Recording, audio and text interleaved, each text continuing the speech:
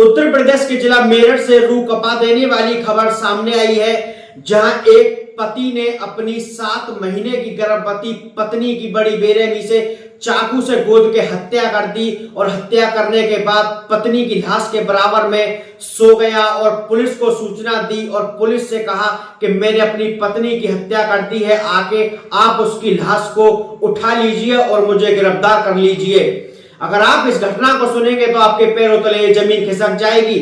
सपना जब 7 साल की थी, उसके पिता और माता की मौत हो गई थी। 18 साल से बड़ी बहन और जीजा ने ही उसे बेटी की तरह पाला था। 8 महीने पहले रविशंकर से सपना की शादी करा दी गई थी, जहां एक बेटी जिसके ऊपर माँ बाप का साया उठ गया था। बड़ी बहन ने और जीजा ने उसे पाल पोस के इतना बड़ा किया, फिर उसकी शादी करा दी गई और रविशंकर से शादी होने के बाद वह तीज के त्योहार वाले दिन अपनी बड़ी बहन के घर गई हुई थी। तभी रविशंकर आज फोन करता है सुबह 9 बजे और फोन करके कहता है कि मैंने एक बुरा सपना देखा है, मैं तुझसे मिलने के लिए आ रहा हूं। तो वह कहती है कि आप मेरे जीजा से भी बात कर लीजिए। उनसे भी उसने बात की और वह घर पे पहुंच गया। घर पे पहुंचने के बाद बड़ी बहन से भी बातचीत करता है और कहता है कि मैंने एक बुरा सपना देखा है, मैं सपना से अकेले कमरे में बैठ के बात करना चाहता हूं। बड़ी बहन कपड़े धोने के लिए छत पे चली जाती है। दोनों बच्चे स्कूल गए हुए थे और जो सपना का जीजा था वह बाजार में किसी काम से गया हुआ था।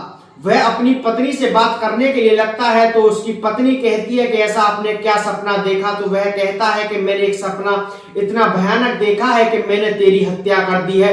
तो वह इस बात से जोर जोर से हंसने के लिए लगती है और कहती है कि ऐसा कभी नहीं हो सकता, आप मुझसे प्यार करते हो, आप मेरी हत्या कैसे कर सकते हो? तो वह कहता है कि मैं एक बाबा से ताबीज लेकर आया हूं, जो हमारे होने वाला जो बच्चा है उस पर बुरा साया ना पड़े। तू आंख बंद कर ले, मैं तुझे अपने हाथ से ताबीज पहनाना चाहता हूं। जब सपना आंख बंद करती है तो रविशंकर ने अपने हाथ में चाकू निकाल लिया और अपनी पत्नी का गला रेत दिया। गला रेतने से चीख पुकार की आवाज सुनने से छत से नीचे बहन आती है। जब देखती है तो कमरे का दरवाजा बंद था। पड़ोसी भी चीख पुकार की आवाज से मौके पर पहुंचते हैं, लेकिन क्या करते, कमरे का दरवाजा बंद था। पूरे प्रयास पड़ोसियों ने किए, बड़ी बहन ने किए, लेकिन कमरे का दरवाजा खुला नहीं पाया। बड़ी बेरहमी से सपना की हत्या की, गले को काट दिया गया, सीने पे हमला किया, पेट पे हमला किया और इतनी भयानक तरीके से हत्या की कि पूरे कमरे में खून ही खून हो गया। जब मौके पर पुलिस आती है तो उन्हें भी पता चलता है। तो पुलिस जब आती है तो पुलिस उसकी बड़ी बहन से सवाल पूछती है कि ये रविशंकर कौन है और सपना कौन है? तो वह बताती है कि मेरी बहन और मेरे बहन का जो पति है वह इस कमरे में बंद है। तो पुलिस जब उसको पूरी घटना बताती है तो वह कहती है, चीख पुकार की आवाज यहां से आ रही है, दरवाजा तोड़ा जाता है। आरोपी को जब पुलिस ने देखा तो वह सपना की लाश के बराबर में सो रहा था।